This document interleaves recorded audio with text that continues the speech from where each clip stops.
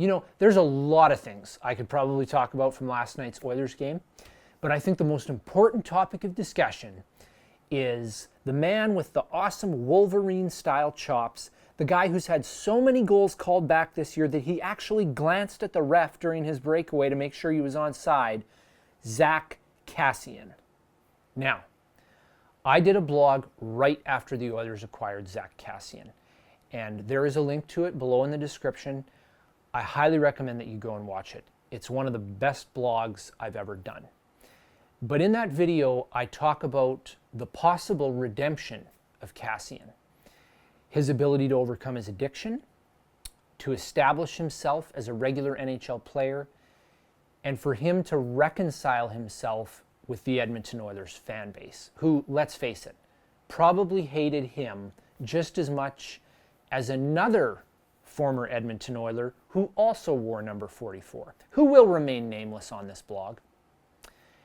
And I think it's fair to say that last night, when the fans were chanting his name in Rogers Arena, that was the final chapter of that story.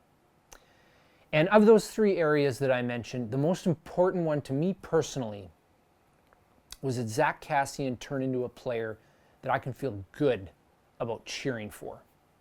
And he has done that. I know there were a lot of people on Twitter last night who definitely don't agree with my viewpoint. There were quite a few individuals calling for him to be penalized and or suspended for his hits on Dillon and Couture. I'm sorry, I just don't see it that way. Let's have a look. Neither of these hits is a charge. Kassian is not in stride, he's gliding by the time he hits both of them. He also doesn't leave his feet on either hit until contact is made. As for the first one being a headshot on Dillon, I've said this before in my videos, but I will reiterate my stance. This is the National Hockey League, the highest level of hockey you can play. These guys need to take some personal responsibility out there. Pay attention to what is going on and who is on the ice. Have some situational awareness.